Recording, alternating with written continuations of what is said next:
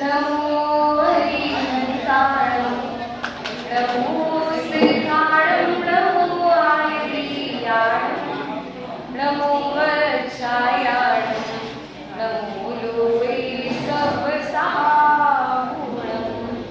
ओंकारं बिन्दुसंयुक्तं नित्यं ध्यायन्ति योगिनः कामदं मोक्षदं चैव ओंकाराय नमो नमः अविरल शब्दतनोः प्रक्षालित सकलभूतलकलङ्का मुनिभिरुपासित तीर्था सरस्वती हरतु नो दुरितान् अज्ञानतिमिरान्धानां ज्ञानाञ्जनशलाकया चक्षुरुन्मीलितं येन तस्मै श्रीगुरवे नमः। श्री परमगुरुवे नमः। परम्पराचार्य गुरुवे नमः।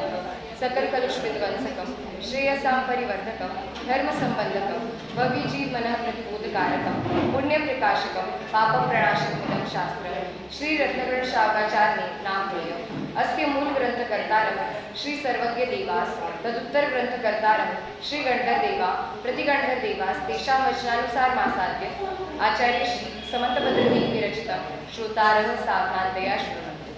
मंगलम भगवान वीरो मंगलम गौतमोर्य मंगलम कुंदकुंदाढ्यो जयतरमोस्तु मंगलम सर्वमंगलमांगल्यं सर्वकल्याणकारकं प्रदानं सर्वधर्माणां जयनं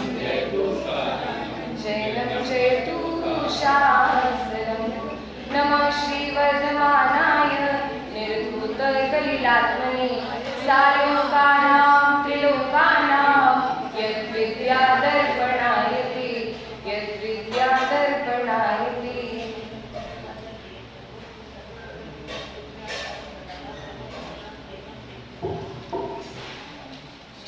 इस दशरक्षण महामंगल महोत्सव में विगत 10 दिनों से हम रत्नगण शाखाचार्य जी के माध्यम से भावनाओं पर चर्चा कर रहे हैं। 10 दिन दशरक्षण धर्म के 10 दिन इसमें पर सारे ही मना चुके हैं। आज 10वां दिन है उत्तम प्रवचन चलेगा। 10 दिन मना चुके हैं मतलब क्या किया आपने 10 दिन? क्या हाँ साल की थाली तो बनाया पर मैं तो जानना चाहती हूँ क्या विशेष किया, क्या विशेष किया है 10 दिन में? विदुषों के साथ में भगवान का स्मरण करने में हमें सुविधा कोई नहीं होता तो क्या भगवान का स्मरण करते वो अलग है। हमारा रोज का आराम करते हैं स्वाध्याय मेला में आपकी बात विशेष हाँ मिला और हमारे मन में जो भी विकल्प उठे तो हम पूछने की हिम्मत में पूछा विकल्प दूर हुए। दशरक्षण में आपने क्या अलग किया, खुद में क्या अलग किया? तो आज हमने याद की, स्वाध्याय किया, हमने भी याद करी, अच्छे से याद करी, नियम भी याद किए। हाँ और ललित मामा जी ने क्या किया? को समझने का प्रयास किया।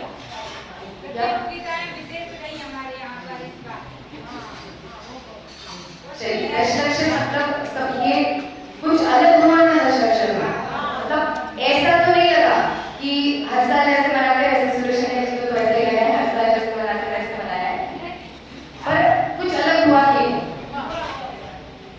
हर साल अलग होना चाहिए। अलग होना चाहिए मतलब अंतरंग में विशुद्धि की वृद्धि होनी चाहिए। हर साल वृद्धि होनी चाहिए मतलब होनी तो विशुद्धि ही चाहिए पर इस साल जितनी थी उससे ज्यादा अगले साल, उससे ज्यादा अगले साल, ऐसी यदि वृद्धि होती रहे तो कहा जाएगा कुछ नया। बाकी व्रत तो धारण अब भी कर सकते हैं, दशरक्षण नहीं हो तब भी कर सकते हैं, पर ये जो पर्व है इनमें विशेष ही उत्साह होता है सबके अंदर 10 दिनों में।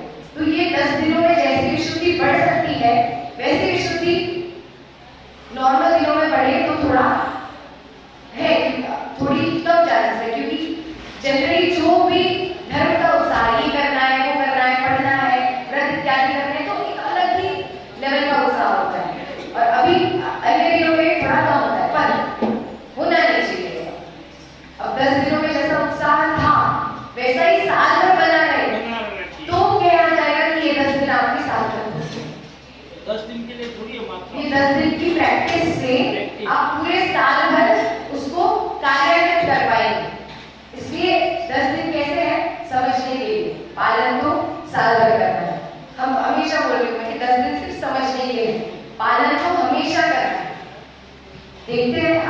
हमारी चर्चा चलेगी परिग्रह परिमाण व्रत की 5 भावनाओं पर। प्रश्न क्रमांक 219।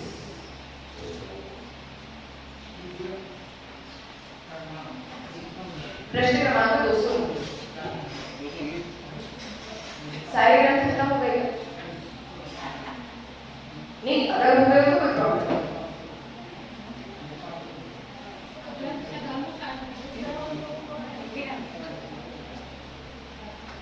हो गए सारे ग्रंथ? चलिए ठीक, कोई बात नहीं। कल था उत्तम आग्नेय चले और प्रसंगवशी हमारे यहाँ भावनाएं आई थी परिग्रह परिमाणात्मक व्रत की भावना।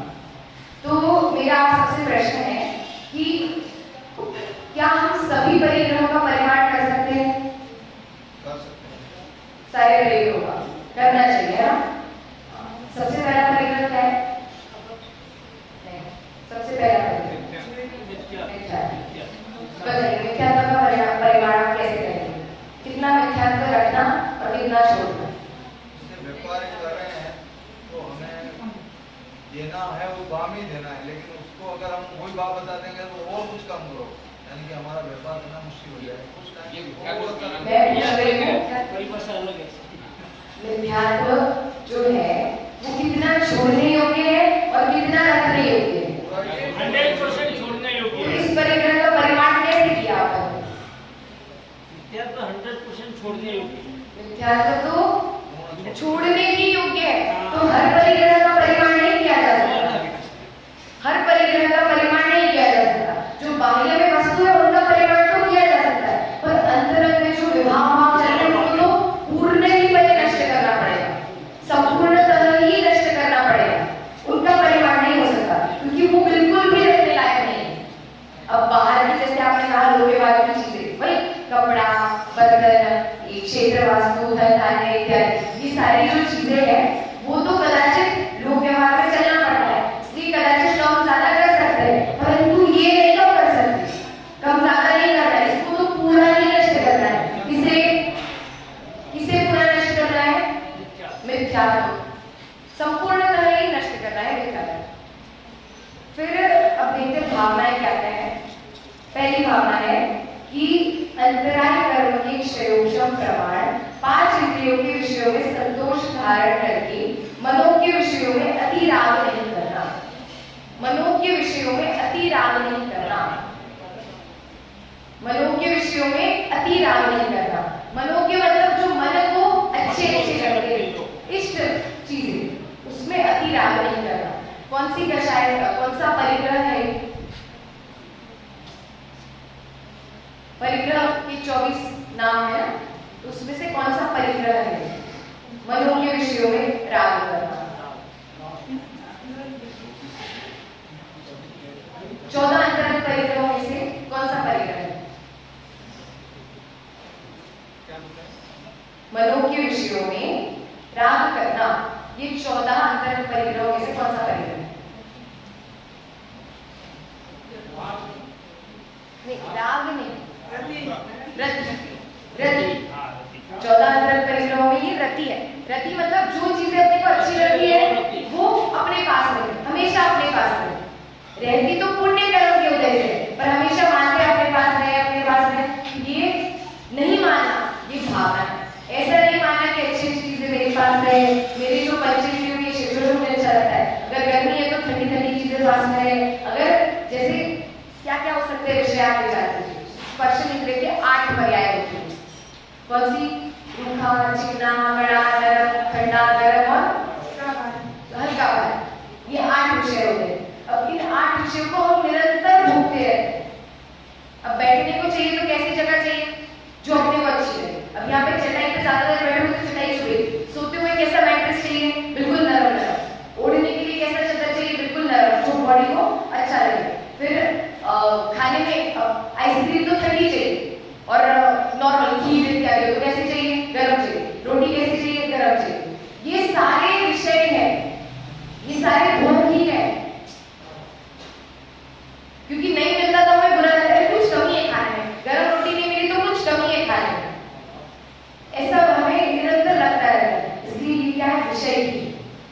तो यहाँ क्या कह रहे हैं, कैसी भावना आनी चाहिए कि मनो के इंद्रियों को, मनो के विषयों से अति राग नहीं होना चाहिए।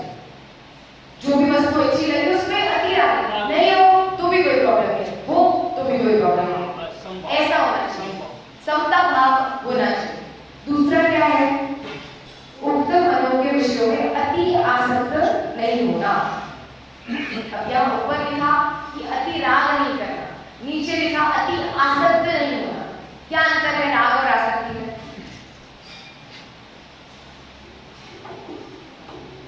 आसक्ति में थोड़ी तीव्रता, आसक्ति में तीव्रता अधिक होती है। राग मतलब तो केवल उस वस्तु के प्रति ही अच्छा है, मुझे अच्छा लगता है, प्रति प्रेम। पर आसक्ति मतलब चाहिए ही चाहिए, बिना मिले काम ही नहीं हो सकता, ऐसी आसक्ति, इसे कहते हैं आसक्ति। और राग मतलब कि अच्छा है, अच्छा है, अच्छा, ऐसा मानते हैं। तो दो अतिशा कि मनो के विषयों में राग तो नहीं करना और आसक्ति भी नहीं करना। अगर हम इसे ऐसे पढ़ते बिना थोड़ा लक्षण आ रही तो हमें क्या लगता कि राग और आसक्ति एक ही तो बात है, पर नहीं, पहले आसक्ति कम करनी पड़ेगी, फिर राग कम होगा। पहले अति तीव्रता जो अंदर पड़ी है कि चाहिए चाहिए, बिना सुबह सुबह जैसे ठंडी के मौसम में गर्म पानी नहीं हो तो नहा ही नहीं पाएंगे, गर्म पानी तो चाहिए ही चाहिए, ये आसक्ति। और इसका शमन कैसे करेंगे? नहीं हो तो भी कोई प्रॉब्लम नहीं है, हो तो भी कोई प्रॉब्लम नहीं है, क्योंकि बहुत सारे लोग होते हैं जो ठंडियों में भी ठंडे पानी से नहाते हैं, कोई दिक्कत नहीं, जिसकी बॉडी को जैसे आ रहा है। ये जो शरीर की सारी चीजें है ना, ये अपनी आदतों पर निर्भर करती है। सारी चीज जैसी आदत होगी वैसा शरीर चलने लगेगा, बस एक आदत डालने में टाइम लगेगा। तब तकलीफ होगी जब आदत डालेंगे, पर एक बार आदत डल गई तो परमानेंट हो जाती है। इसलिए शरीर के लिए क्या करना है हमें को कि कम आसक्ति रखनी है, कम आसक्ति रखनी है। और कम आसक्ति रखेंगे तो धीरे धीरे राग भी घट जाएगा, आसक्ति घटेगी, फिर राग घटेगा, फिर समता भाव अपने आप ही आ जाएगा।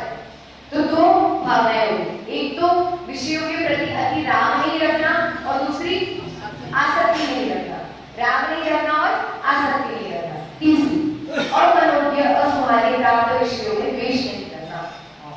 अब राग तो करना नहीं तो क्या करें? अब कोई चीज है जो मुझे अच्छी लगती है, अब आपने बोला राग मत करो तो नहीं मानो अच्छी, तो क्या माने? बुरी मानना, बुरा भी नहीं मानना, मतलब वस्तु को ना अच्छा मानना ना बुरा मानना।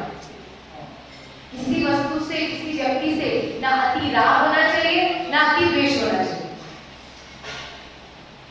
द्वेष तो बुरा है ही, सब कहते हैं द्वेष नहीं करना चाहिए, किसी पर क्रोध नहीं करना चाहिए, बैर नहीं करना चाहिए, वो तो बुरा है ही, पर राग भी बुरा है। इसलिए हमारे भगवान को क्या कहते हैं? वीतरागी। वीत द्वेषी क्यों नहीं कहते? वीत द्वेषी क्यों नहीं कहते? द्वेष तो विकार है, वीत मोही क्यों नहीं कहते? वो उसमें गर्भित है, वीतरागी में वो उसी में ही गर्भित है। राग को, पाप को तो पूरी दुनिया पाप मानती है, पर पुण्य भी छोड़ने योग्य है, ये जैन दर्शन कहता है। इसलिए भगवान कैसे, भगवान ने तो पुण्य भी छोड़ दिया। भगवान कहते हैं पूजा स्वाध्याय नहीं, पूजा तो चलो इसकी करेंगे, वो स्वयं ही भगवान। स्वाध्याय करते भगवान नहीं करते, क्योंकि ये सब क्या है? पुण्य है, और भगवान तो पुण्य से भी पार हो चुके हैं। भगवान कैसे हो चुके? पुण्य से भी पार हो चुके। पर कैसे हुए? पुण्य के द्वारा हुए। कैसे? पुण्य से पार हुए, पर पुण्य के द्वारा ही हुए। पुण्य से पाप कैसे होता है? पार पार पार पुण्य से पार पाप। क्या कह रहे हैं कि अपने को भी पुण्य से तो पार होना है, पर इसका मतलब ये नहीं कि आप कह दिया कि पुण्य छोड़ने योग्य, तो आप क्या बोलते? ठीक है, पाप कर रहे थे, ऐसे ही कहेंगे ना कि पुण्य छोड़ना है या फिर पुण्य पाप एक जैसे है, तो क्या फर्क पड़ता है? पुण्य करो या पाप करो, दोनों छोड़ने योग्य तो है, पर अब पुण्य करना सबको थोड़ा कठिन सा लगता है। और एक बार कह दिया, प्रवचन में सुन लिया कि पुण्य पाप कैसे है? एक जैसे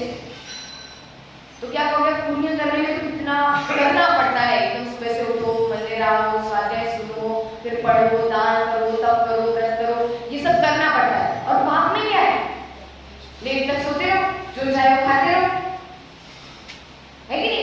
तो अगर सेम है तो ये करो चाहे वो करो। तो आचार्य पूज्य पाद श्लोक के तीसरे श्लोक में एक उदाहरण देते हैं। क्या देते हैं? वे कहते हैं कि देखिए, अगर मुझे कहीं जाना है और मैं एक जगह पहुंच गई और वहीं मेरा मित्र आने वाला है, तो मेरा मित्र आने वाला है तो मैं उसके लिए वेट कर रही हूँ। अब वेट कर रही हूँ तो अब वो जब आएगा तब मेरे पास दो ऑप्शन है, या तो मैं धूप में वेट करूँ या तो मैं छाव में वेट करूँ। तो क्या मुझे चुनना चाहिए?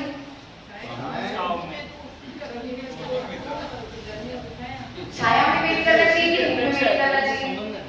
कहाँ वेट करना, कहाँ इंतजार करना चाहिए? छाया में इंतजार करना चाहिए, पर छाया में तो इंतजार करना चाहिए, पर अब वो आ भी गया, मित्र भी आ गया, अब मैं वहीं रुकी रही तो जगह पर पहुंच पाऊंगी क्या? तब मुझे जाना है कहीं, किसी शादी में जाना हो, किसी प्रोग्राम में, मंदिर नहीं आना हो, तो मैं इंतजार कर रही। अब वो व्यक्ति आ गया, अब मैं वहीं रुकी रही तो क्या मैं मंदिर पहुंच पाऊंगी? नहीं पहुंच पाऊंगी। वैसे ही आचार्य देव से क्या कहना चाहते हैं कि तुम्हें मोक्ष में जाना है ना, तुम्हें मोक्ष में जाना है ना, तो अभी किसका इंतजार कर रहे हो? आत्मानुभूति का कर लो या जो भी काल लब्धि का इंतजार कर रहे हो, तो तब तक क्या करेंगे? धूप में रुकेंगे क्या?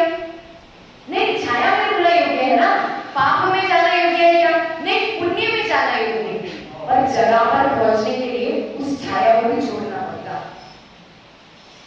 पर जगह पर पहुंचने के लिए उस छाया को भी छोड़ना पड़ेगा। अब पेड़ के नीचे रुके रहे तो जगह पर तो नहीं पहुंच पाएंगे।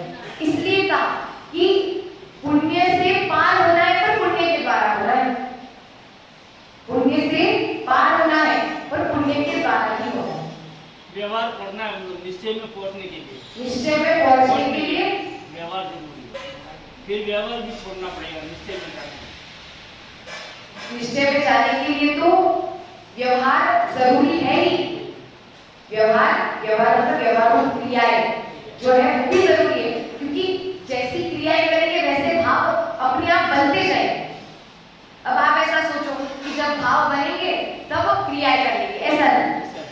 क्रिया करते करते भाव बनने लगेंगे, क्रिया करते करते भाव बनने लगेंगे, सहज ही बनने लगेंगे। इसलिए क्रियाओं पर भी महत्व है, पर क्रियाओं से ज्यादा महत्व किस पर है? भावना। क्रियाओं में रुकना नहीं है।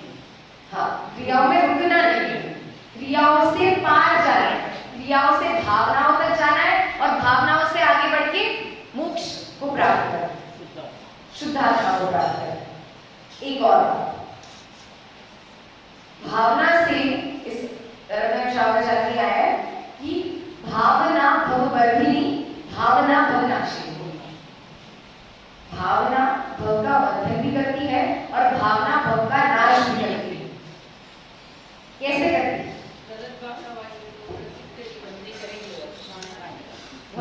कि अगर भावनाएं विपरीत हो जाएंगी तो क्या होगा? भव का वर्धन होगा, मतलब भव बढ़ती जाएगी, और भावना अगर शुद्ध होगी, अच्छी होगी, तो भव का नाश हो जाएगा। इसलिए अच्छी भावना पानी चाहिए। कैसी भावना पानी चाहिए? जो भव का अभाव करे, ऐसी भावना पानी चाहिए। अब एक बात है कि जैसे भावना भाई है, 4 प्रकार की कषाय होती है। कौन सी? ये तो है। और अनुतानुबंधी, अप्रत्याख्यानावरण, प्रत्याख्यानावरण और सज्जन, ये 4 प्रकार की कषाय है। अब इन 4 प्रकार की कषायों में क्या होता है कि इनका जो एक टाइम पीरियड होता है, 4 प्रकार की कषायों का एक टाइम पीरियड होता है। हमारा उपयोग इतना हल्का नहीं होना चाहिए कि किसी भी व्यक्ति के आने से वो भड़क जाए, है ना? जिनवाणी सुन रहे हैं, 8 प्रकार के जो आचार पढ़े ना अपन ने, उसमें आता है विनय आचार, उसमें आता है भूमान आचार। घर में कोई बड़ा व्यक्ति आया हो, एमएलए, पीएम, तो हुआ है, तो आप बाहर से कोई आवाज दे रहा हो तो आप सुनोगे क्या? नहीं सुनेंगे ना? तो यहाँ जिनवाणी माँ की बातें चल रही है, तो भले ही कुछ हो बाहर, नहीं सुनना, ध्यान ही नहीं देना। इसको कहते विनय आचार, इसको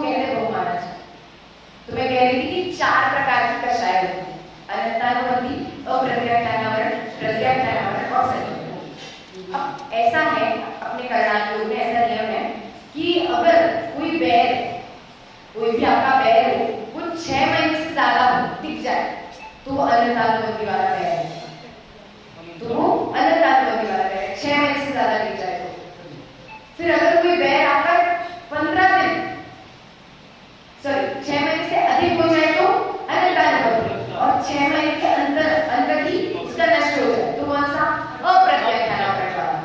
और प्रत्याख्यानावरण कितना है 15 दिन का, 15 दिन के अंदर ही मिट जाए तो प्रत्याख्यानावरण।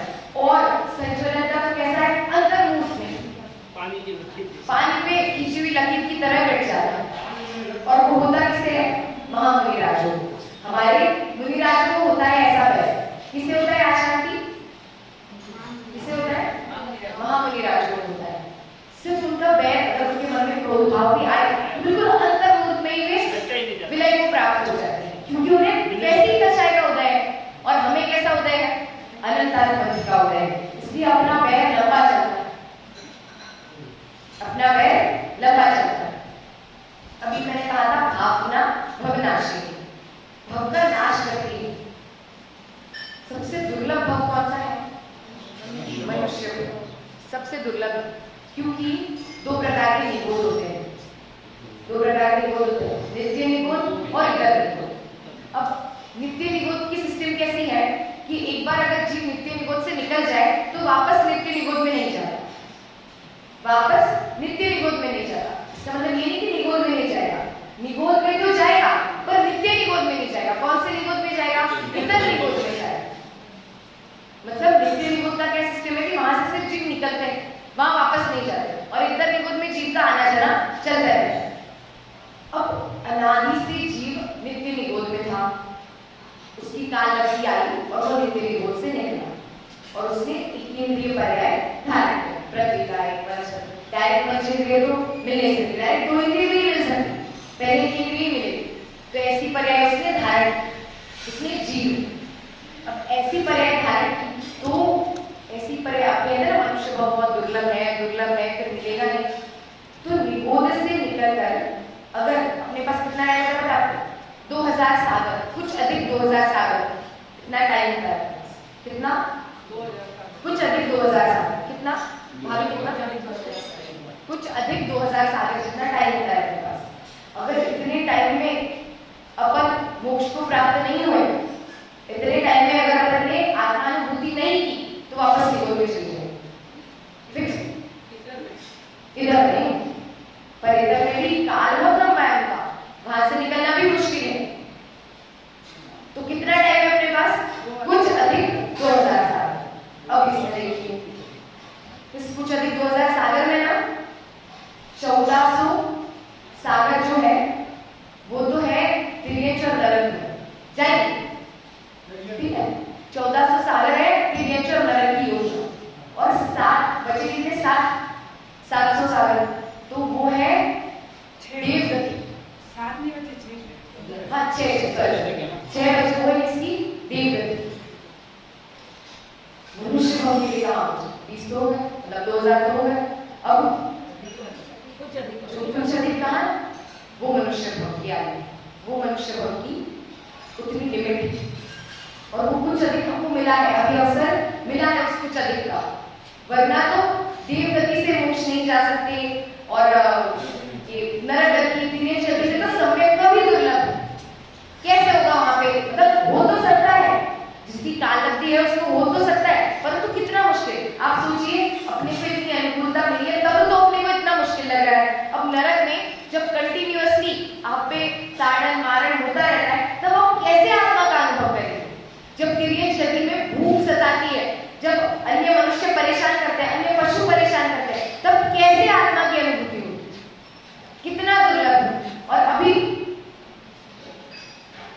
कितना सुलभ, कितनी अनुकूलता है, क्या कमी है बताइए, मुझे बताइए क्या कमी है, किसी को कोई कमी है सम्यक को प्राप्त करने के लिए आपके पास क्या कमी है। सम्यक दर्शन मतलब अपने आत्मा का अनुभव, 7 तत्वों का सच्चा श्रद्धा, देव शास्त्र गुरु का सच्चा श्रद्धा, ये सम्यक दर्शन है। अब ये करने में आपको क्या प्रॉब्लम आ रही है, कल बटे जी ने बोला था पुरुषार्थ का मतलब क्या है, जो आत्मा कार्य किया जाता है वो पुरुषार्थ है। क्यों नहीं कर पा रहे? वही मेरा सवाल है, क्यों नहीं कर रहे? वही मैं पूछ रही हूँ, आपको क्या प्रतिकूलता लगती है समय दर्शन प्राप्त करने में? वही ना काल पे जब अच्छा, मार्गदर्शन करता अब मुझे नाम लिया प्रवचन हो जाए फिर भी मत उठिएगा आप यहाँ से। काल अभी आएगी तो अपने आप उठ जाएंगे, अपने आप घर चले जाएंगे। आप खाना भी मत पका, चलिए आज उपवास होगा तो कोई बात नहीं, घर भी मत बना। काल लब्धि होगी तो अपने आप हो जाएगा। मैं आपको बार बार कह रही हूँ, काल लब्धि का बहाना अगर आप यहाँ लगा रहे हो ना तो हर जगह लगाइए, और यहाँ अगर हर जगह नहीं लगा सकते तो यहाँ भी नहीं लगाइए। तो पुण्य होना चाहिए, तो पुण्य से समय दर्शन नहीं होगा। प्रमाद अधिक होने की वजह से हम पढ़ते नहीं। उसको कौन छुड़ाएगा? उनको छुड़ाना पड़ेगा। मैं तो आपको पूछ रही हूँ कि आपको बाह्य में क्या प्रतिकूलता आती है धर्म करने में? बाह्य में क्या प्रतिकूलता है आपको धर्म करने में? कोई प्रतिकूलता है? नहीं है, फिर भी क्यों नहीं कर पा रहे?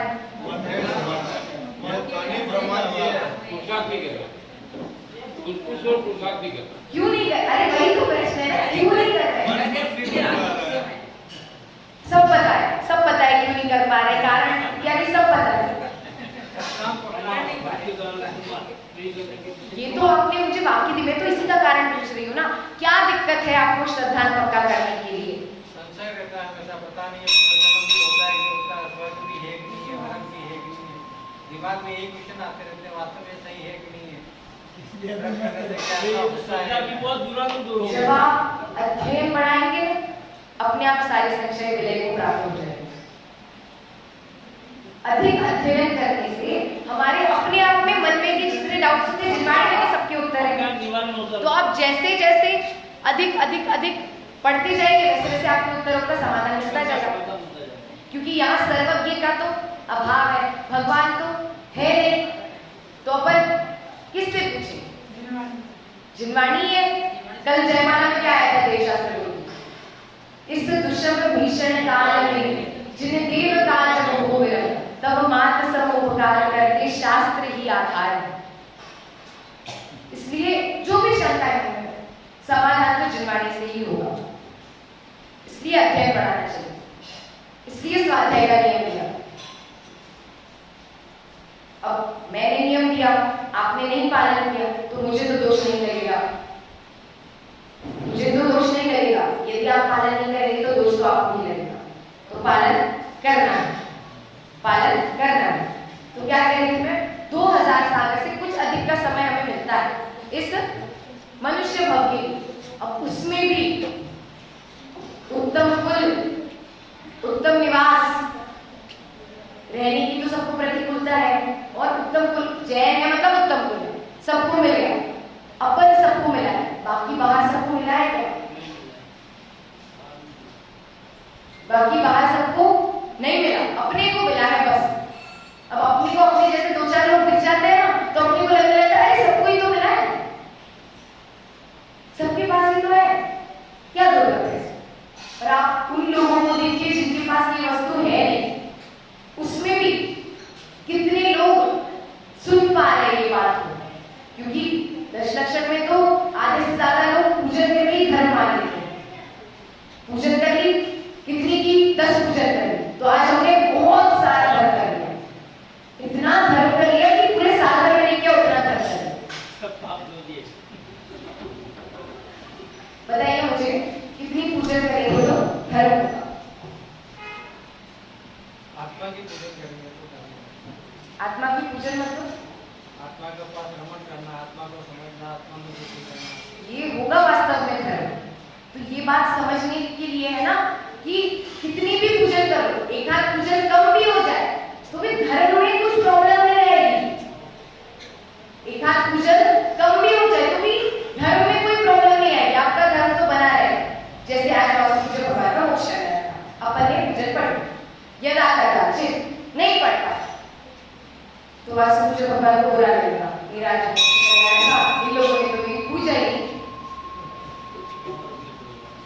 लगेगा क्या? नहीं लगेगा। हमें क्यों लग रहा है? राजी है? कारण सारे रेडी हैं। नहीं लगना चाहिए ये नहीं बोलना है। हमारी बुद्धि वैसी पड़ी हुई है। क्या बुद्धि पड़ी? वो ये पूजा कर लेंगे तो धर्म हो जाएगा। हाँ, तो ये मानकर हमने क्या किया? जैन दर्शन का विरोध कर दिया। जैन दर्शन का विरोध कर दिया। पूजा करने से धर्म नहीं होता। ये वही बात हो जाती है। पुण्य से पार होना है, पुण्य के द्वारा पूजा तो करनी है, पर पूजा से धर्म नहीं होगा। पूजा से धर्म नहीं होगा। धर्म कैसा है? धर्म कैसा है? सुख को देने वाला। इसी श्लोक ग्रंथ के दूसरे श्लोक में आचार्य कहते हैं, यो धरती उत्तमे सुखे सधर्म, जो उत्तम सुख में धरते वो धर्म। दुख से छुड़ाकर जो उत्तम सुख में धरते वो धर्म। पूजा करने से अगर धर्म होता, मतलब पूजा करने से सुख होता, पूजा करने से सुख होता, तो 1 करो, 2 करो, 3 करो, अधिक करो, देखो पूजा ही करते हो। वही मैं बोल रही हूँ, पुण्य के द्वारा ही होगा। पूजा तो करनी पड़ेगी, पर पूजा करके उसमें धर्म नहीं माना। पूजा करके ये नहीं माना कि हमने बहुत धर्म कर लिया। पूजा करके क्या नहीं मानना कि हमने बहुत धर्म कर लिया, क्योंकि हमारी धर्म हमने बहुत सीमित करके रखा है। धर्म बहुत सीमित करके रखा है कि बस सुबह अभिषेक कर लिया तो धर्म, पूजा करी तो धर्म। पूजा अभिषेक धर्म का नाम नहीं। अब मुझे बताइए कि भगवान का प्रक्षाल क्यों करते हैं हम लोग? उसके पापों का प्रक्षाल करते हैं। अच्छा, और एक टेक्निकल रीजन क्या है प्रक्षाल करने का? मूर्ति साफ हो जाए। मूर्ति साफ हो जाए। अब वो 3 लोग के नाथ की, हाँ, वो 3 लोग के नाथ की मूर्ति, उसमें हमने भगवान की प्रतिष्ठा की है, इसलिए हम उसे बहुत बहुमाना चाह से गीत संगीत के साथ इत्यादि स्तुति आदि पढ़कर करते हैं। पर प्रयोजन तो क्या था? केवल प्रक्षाल हो जाए। प्रक्षाल मतलब परिमार्जन, साफ करना, साफ हो जाए। अब मूर्ति को साफ करने में क्या धर्म?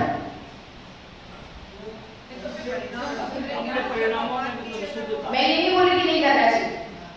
मेरा पॉइंट क्या है कि उसे कर उसे सब कुछ नहीं मानते, उसी को सब कुछ नहीं मानते। अभिषेक करना चाहिए, भावों की विशुद्धि होती है। भगवान को साक्षात जिनमें अपन ने भगवान की प्रतिष्ठा की है, उन्हें हमें छूने मिले, उनका स्पर्श करने मिले तो हमारे हाथ पावन हो जाते हैं। पावन मेरे नयन भय तुम दर्शते, पावन पाणी भय तुम चल नहीं परस, हो जाते हैं पावन। पर हम केवल भगवान पर जलाभिषेक करने को ही जल की धार दे दी, बस हो गया, आज का धर्म हो गया, बस धर्म।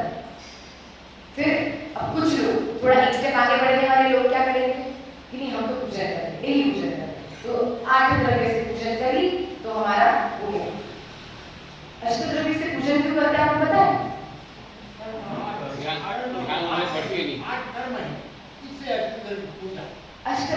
अष्टद्रव्य से पूजा इसलिए करते क्योंकि हमारा ध्यान कहीं और नहीं भटके, उसमें लगा है। पर हम क्या करते पता है? पूजन से ध्यान नहीं भटकाने के लिए हमने अष्टद्रव्य से पूजन करना स्टार्ट किया। अब हमारा ध्यान पूजन पे नहीं होता, सिर्फ अष्टद्रव्य पे। ध्यान किस पे होता है? सिर्फ अष्टद्रव्य। अच्छा ये चढ़ाना रहेगा, वो रहेगा, ये रहेगा, वो रहेगा, मतलब उधर वो पढ़ रहा है, वो छंद छोड़ के हम क्या करने लगते हैं? इधर कौन सा देखना है, क्या करना है, ये देखना है। तो जिसका जो मूल प्रयोजन हो हम वो छोड़ के उपलक्ष्यों में ही भटक जाते हैं।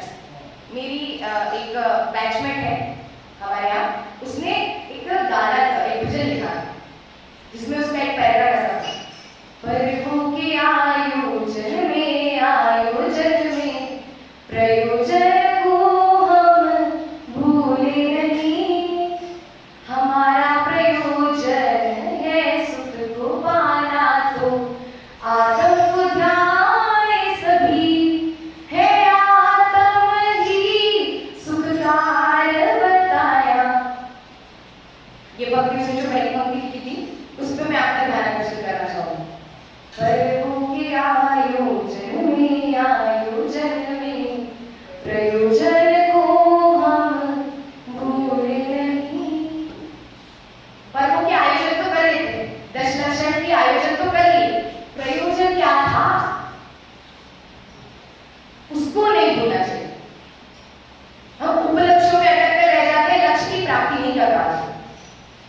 यही कहना चाहती हूँ मैं कि सिर्फ अभिषेक करने में, सिर्फ पूजन करने में, सिर्फ स्वाध्याय करने में भी धर्म नहीं। ये सब करके जब तक अपने आचरण में नहीं आएगा तब तक वो धर्म नहीं कहलाएगा।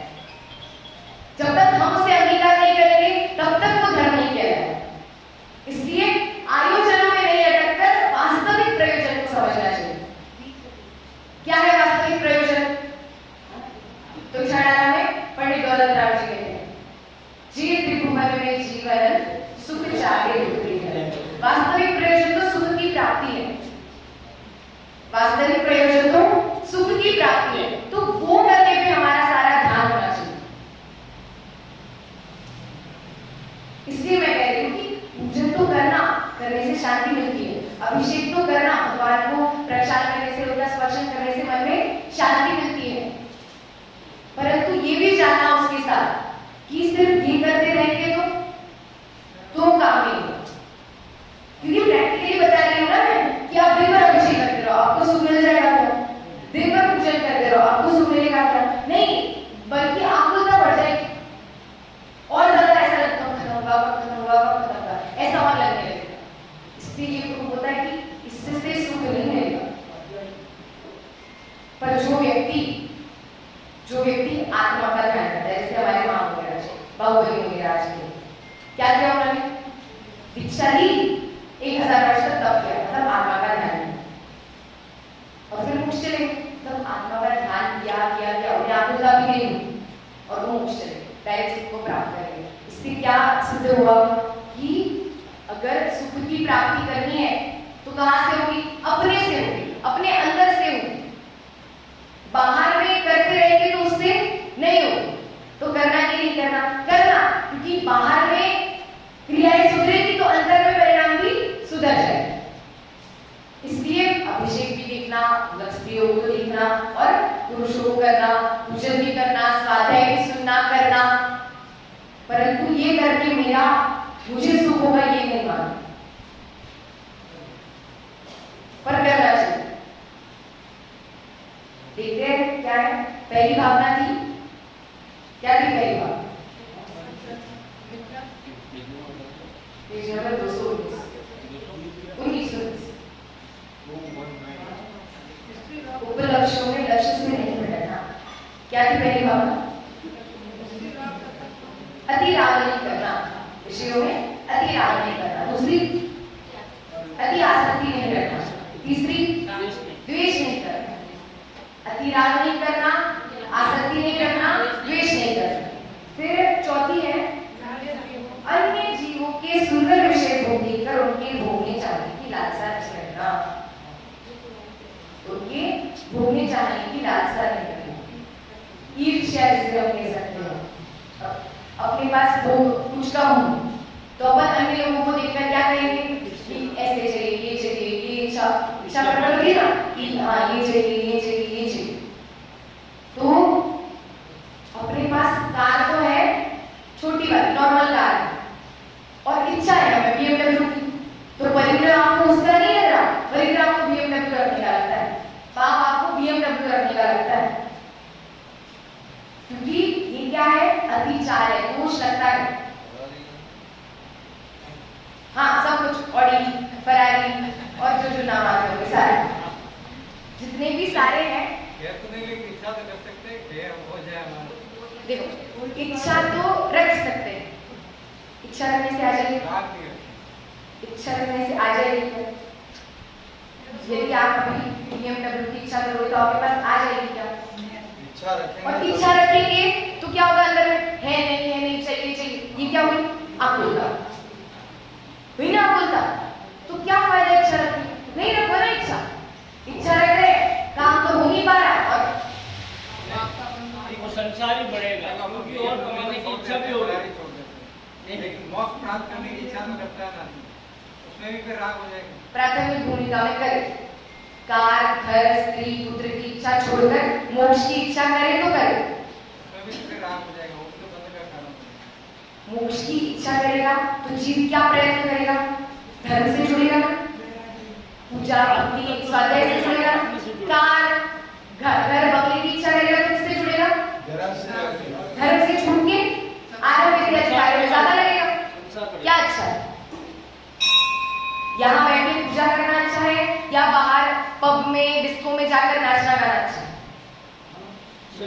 शुद्धि होगी उससे बाद में। अपनी गाड़ी की इच्छा करो, संसार रखिए, और आत्मविशुद्धि करोगे तो यही पूछ रही हूँ कि प्राथमिक भूमिका में तो मोक्ष की इच्छा अच्छी है, क्योंकि वो हमें बाहर के पाप कार्यों से छुड़ाकर पुण्य कार्य में ले जाती है। वो तो बढ़िया होगा। पाप कार्यों में तो दुख होता ही है, प्रत्यक्ष में होता है, और पुण्य कार्यों में किंचित सुख की ओर हम बढ़ते रहते हैं, किंचित सुख की ओर हम बढ़ते रहते हैं। इसलिए पाप से तो भला है ही पुण्य। दुनिया का हर एक व्यक्ति चोर करता हुआ भी चोर चोरी करते हुए भी उसको पता है कि ये काम गलत है। सोने की मतलब अगर कोई व्यक्ति बुरा काम करता है तो उसे पता होता है कि ये काम बुरा है, तो बुरे को तो सब लोग बुरा मानते ही है। यद्यपि पाप कार्यों में आपको अच्छा लगता हो, यद्यपि पाप कार्यों में अच्छा लगता है, परंतु अंतरंग में तो अगर ये बात समझ में आ जाए तो क्या लगने लगता है, नहीं पाप तो बुरा है। स्वाध्याय करने का सबसे पहला फल, यदि आपके मन में यदि आप पाप को पाप मानने लगो तो स्वाध्याय करने का सबसे पहला फल, पाप को पाप रूप देखने लगो तो आपका स्वाध्याय एक हद तक सार्थक ऐसा कहा जा सकता है। क्योंकि दुनिया पाप करती है, जानती है पाप है पर मानती नहीं, वो तो करना पड़ता है, वो तो करना पड़ता है, उतना उससे काम नहीं चलेगा, अगर वो छोड़ देगी तो काम नहीं चलेगा।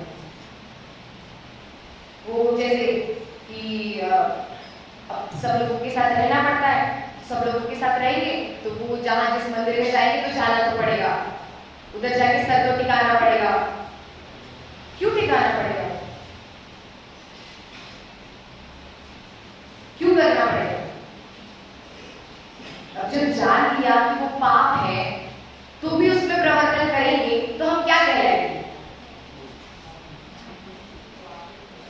क्या कहलाएंगे? अधर्मी कहलाएंगे। इसलिए यदि पाप को पाप आपने जाना है तो मानना भी चाहिए, मानना भी चाहिए पाप को पाप। मानेंगे तभी तो उससे छूटेंगे। तो पहले जानना, फिर मानना, फिर छूटना। क्या कहा पहले? पहले जानना कि क्या पाप है। कैसे जानेंगे? जिनवाणी से जानेंगे। फिर मानना, कैसे मानेंगे? कैसे करेंगे? प्रत्यक्ष में दिखते हैं पाप, तो पाप खराब लगते हैं ना प्रत्यक्ष में। किसको अच्छी लगती है हिंसा, चोरी, झूठ, खुशी, परिग्रह? नहीं लगते अच्छे, प्रत्यक्ष में प्रमाणों भी। और मान लिया तो क्यों नहीं छोड़ रहे? मान लिया तो क्यों नहीं छूटा पाप? आसक्ति नहीं गई, क्यों नहीं गई?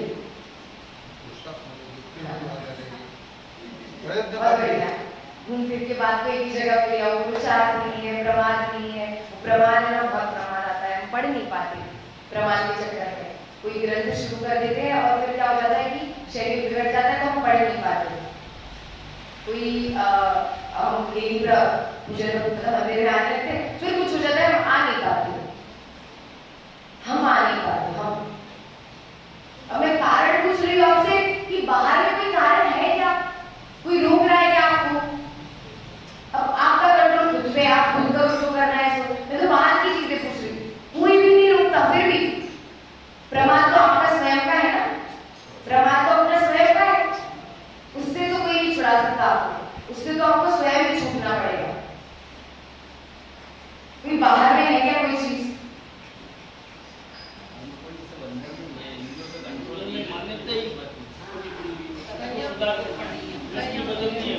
इसलिए तो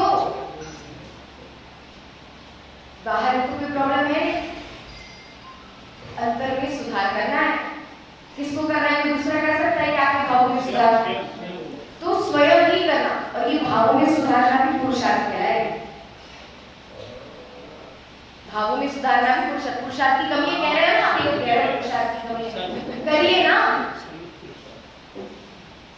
करिए। किसने रोका है? प्रमाद है, मत करिए। किसने बोला आपको प्रमाद करो? किसने बोला?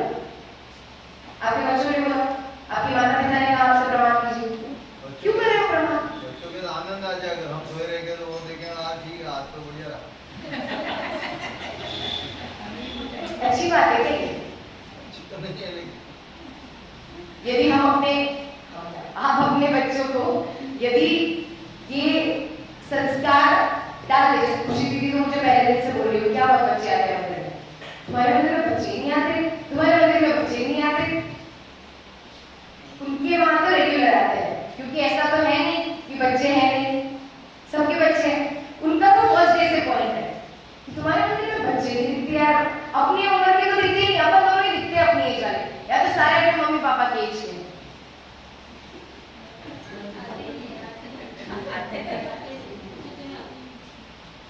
गलती साष्टांग बच्चे होते उनके सामने मैं बोलती उनकी गलती क्यों नहीं आती, पर अभी बच्चे हैं नहीं, भी नहीं है, इसलिए इनकी गलती। इसलिए कह रही हूँ आपकी गलती। बच्चों के सामने आपकी गलती बता दी तो वो जिंदगी भर आपको ही बोलते ना आपकी गलती क्यों नहीं किया आपने, बचपन से करना चाहिए था।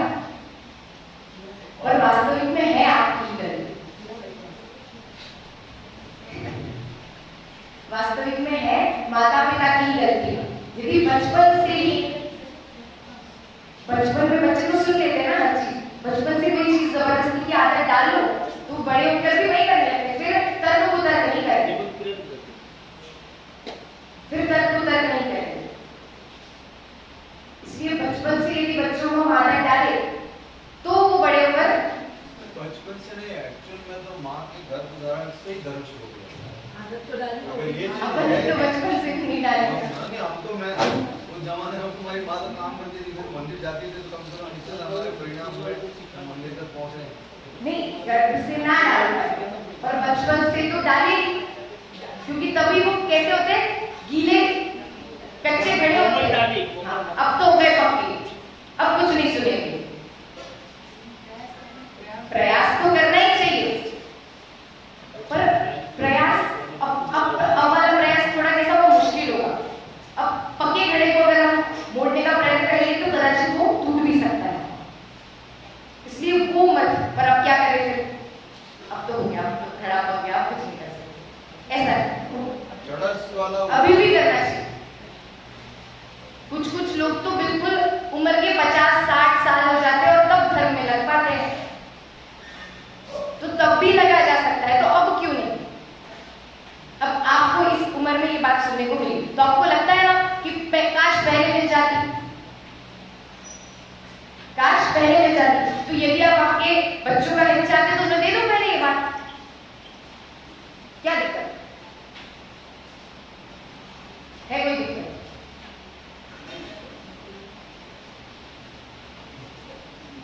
है, कोई दिक्कत कुछ नहीं है। सभी लोग प्राइमरी बातें सब सुनते हैं, पर धर्म को प्राइमरी रखते ही नहीं है। संसार के कामों में, संसार के सुखों में, भौतिकवाद में ही सुख को मानते हैं और उसी में खुश रहते हैं, ज्यादा खुशी उसी में जैसे प्रायोरिटी उनकी भौतिकवाद की होती है। सुनते हैं, 10 दिन बैठते हैं, मन में बहुत सोचते हैं, चिंतन करते हैं, लेकिन फिर भूल जाते हैं, घर जाके बस वही चीज आ जाती है। तो यही चीज जब घर में कंदमूल नहीं आएंगे तो बच्चे खाएंगे ही, स्वाभाविक वो छूट जाएगा। धर्म सेकेंडरी रहा है, वो भी प्राइमरी। ये एक बहुत बड़ी मैं तो बोल रही हूँ सेकेंडरी रखो, कहीं तो रखो।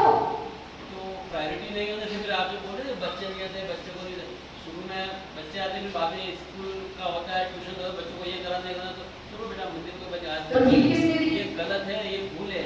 हाँ तो ढील दी किसने, अपन ने दी ना। यहाँ पर वो सोच वैसी बैठी हुई है प्रायोरिटी वाली, वही की वजह से ऐसा प्रॉब्लम हो वही सोच को हटाने के लिए तो पढ़ रहे हैं ना।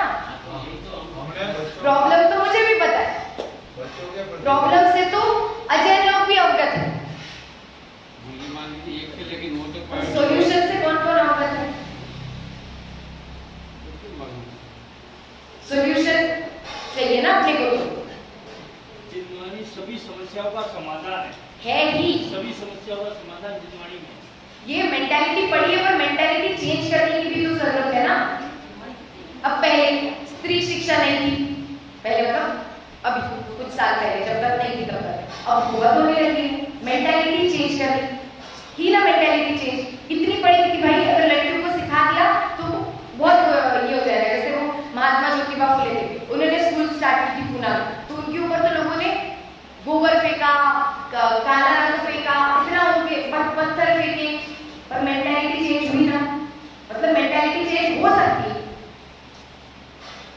हो नहीं सकती ऐसा नहीं, पर करनी पड़ेगी और शुरुआत अपने से होगी। अब ऐसा बोल के तो काम नहीं चलेगा कि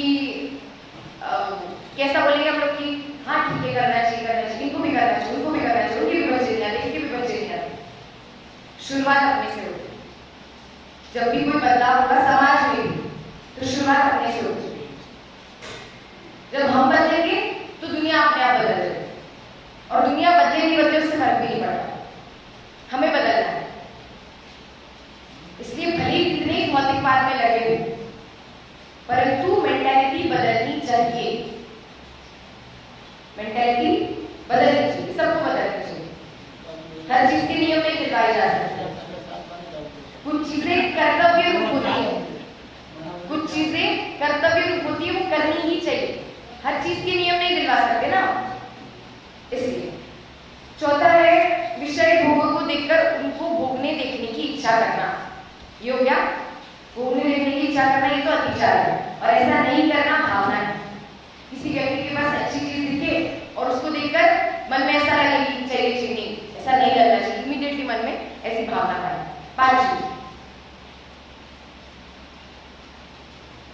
पांचवी है परिग्रह परिमाण अनुग्रह धारण करने वाले गृहस्थ को बहुत पाप बंधन के कारण अन्याय रूप अपक्ष पदार्थों का तो यावत जीवन त्याग करना ही चाहिए।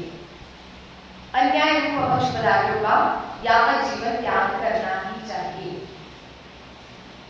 एक अपक्ष को तो सब मानते हैं, जमीन का अपक्ष सब मानते हैं, खाए नहीं खाए बात रहे मानते तो सभी, प्याज लहसुन आलू गाजर मूली इत्यादि सारी चीज अपक्ष। एक अपक्ष होता है अनिष्ट कारक अपक्ष, एक अपक्ष होता है अनिष्ट कारक अपक्ष।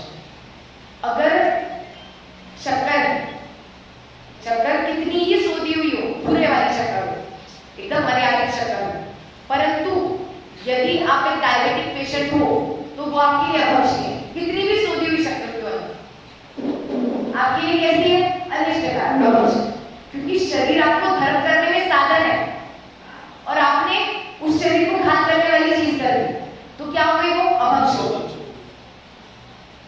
इसलिए अब और कोई पेशेंट हो गए, किसी को बुखार है, अब बुखार में उसको आइसक्रीम खाना है तो वो उसके लिए अपक्ष हो गया।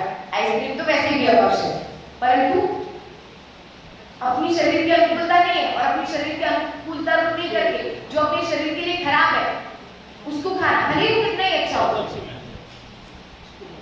किसी व्यक्ति की बॉडी में बहुत हीट बढ़ गई और वो गरम गरम चीजें खाए, गुड़ भले ही कितना प्राप्त हो पर होता गरम है, तो उसको खाए, तो उसके लिए कैसा है? अपक्ष।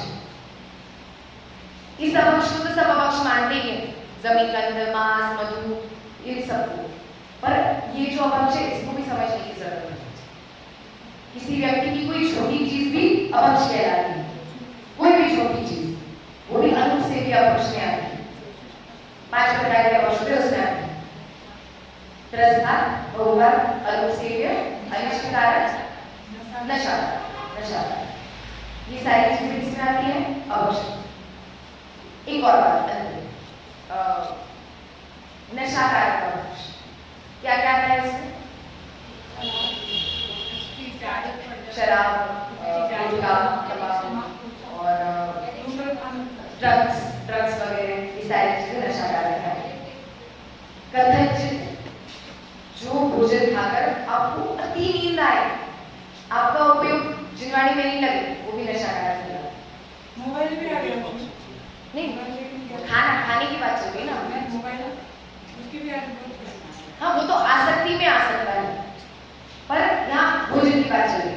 तो ऐसा भोजन जो खाकर कितनी नींद आती है कभी कभी खाने के बाद कि कुछ दिखता ही नहीं है, बिल्कुल ऐसा दिखता है वो मेरा बेड और वहां जाके सोना है बस, ये भी खाना नशा कारक है। चाहे फिर आपने भले कितनी मर्यादा वाला खाया है, बिल्कुल 8 घी से बने हुए आपने गुलाब जामुन खाए हो और एकदम 3 दिन भूखे से वाले गेहूं की रोटी खाई हो और सोच कर बनाई हुई रोटी की सब्जी बना दी, सब अपक्ष में चाहिए।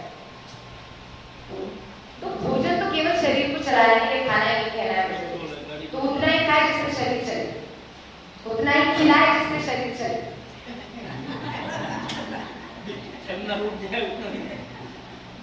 ठीक है, तो हो गए अपने 5, गिनाइए 5। अरे मम्मी तो भाव से बनाती है, खिलाना चाहिए, आप बस शरीर ही चलाना चाहो। मम्मी का जो ममत्व भाव है वो भी बढ़िया। क्या करें, कितने भी ममत्व भाव से बनाए खिलाए, परंतु अब आगे अब नॉर्मली भी देखिए आपका बच्चा पढ़ाई करता है, सबके बच्चे पढ़ रहे हैं, तो अब आपने उसको इतना खाना खिला दिया कि वो पढ़ ही नहीं पाए, तो आपने उसके साथ अच्छा किया कि बुरा किया? ये बात यहाँ नहीं लगा सकती। मैंने पढ़ाई की जगह जिनागम की बात करी थी, चिनवाणी की बात करी, तो आपको लग रहा है मम्मी ने किया, मम्मी का प्यार, सबका वात्सल्य, और वहां पे नहीं, इतना नहीं खिलाना चाहिए, फिर उसको नींद आएगी, फिर वो पढ़ नहीं पाएगा। हर चीज लौकिक में तो सब बहुत समझदार है। फिर मुझे टोटोलॉजी वाली बात याद आती है। कौन सी बात? रे मूर्ख, तू पाप कार्यों में तो प्रवीण है, और यहाँ कहता है कि मेरी बुद्धि नहीं चलती। सबको रे मूर्ख, तू पाप कार्यों में तो प्रवीण है, लौकिक कार्यों में तो प्रवीण है, क्या चाहिए क्या नहीं चाहिए, कितना लेना चाहिए कितना नहीं लेना चाहिए, और यहाँ कहता है कि मेरी बुद्धि नहीं चलती। संयोग से तो हमें पंडित जी क्या करें? तू तो घोर संसारी है। बस एक अंतिम बात के साथ मैं अपनी एंड करती हूँ कि एक व्यक्ति थे, उन्होंने पूछा महाराज से कि महाराज अब आप कहते हो मोक्ष जाना है, सुख की प्राप्ति करनी है, अब सब लोग मोक्ष चले जाएंगे तो संसार का क्या होगा? क्या प्रश्न पूछा उसने कि महाराज सब लोग मोक्ष चले जाएंगे तो संसार का क्या होगा? तो महाराज ने उत्तर दिया, बेटा क्या उत्तर दिया? गेस कीजिए क्या उत्तर दिया?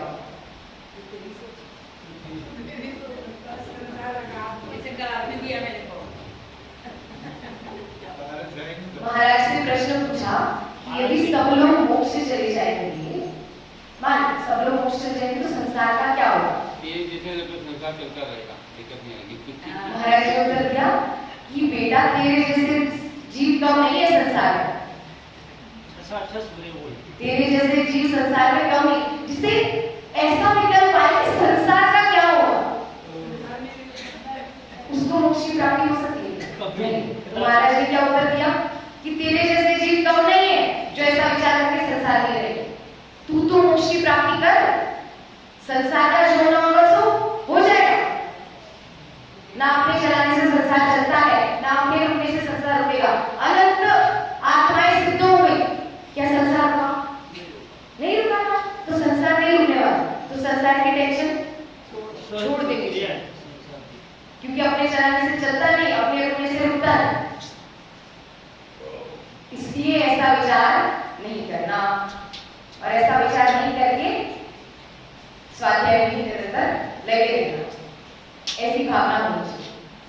तो आज अपना 10वां दिन था, और 10वें दिन पे ना केवल अपन 10 दिन, ना केवल अपन 10 दिन के लिए मनाए, बार बार कह रही हूँ, सिर्फ 10 दिन नहीं मना रहे हैं, सिर्फ 10 दिन नहीं मना रहे हैं, एटलीस्ट रोज मंदिर में अपना कुछ समय तो बीते, कुछ समय तो बीते, मंदिर में बैठे टाइम पास करेंगे तो कुछ समय बीते से क्या तात्पर्य? नहीं लगता मन पूजन तो थोड़ा कुछ पढ़ लीजिए, थोड़ा कुछ पढ़ लीजिए, थोड़ी देर तो मंदिर में रुकना चाहिए। फिर आप कहोगे मैं बहुत नियम दिलवाती हूँ, इसलिए नहीं दिलवाती, सुखोपयोग होगा मंदिर में, इसलिए क्या करना चाहिए? वैसे जितने लोग स्वाध्याय में उसमें थे, सबका नियम तो है ही 10 मिनट का, है कि नहीं? भगवान के सामने नियम क्या था भाई? अब आप नहीं पालोगे उसमें नियम पालने का फल कि एक भील भी महावीर बन गया है, और नियम तोड़ने के फल में तो नरक जाते हैं। नियम तोड़ने के फल में तो नरक भी जाते हैं। तो अपना अपना विचार करना और निरंतर आत्मा में लगे रहना, इसी मंगल भावना के साथ यही मेरा एंड में आत्म में भूव यार, आत्म में भूव, आत्म में भूव यार, आत्म में भूव, देखा जब से निहाल और कुछ न हो, देखा जब से निहाल और कुछ न हो, आत्म में भूव यार, आत्म में भूव, आत्म में भूव यार, आत्म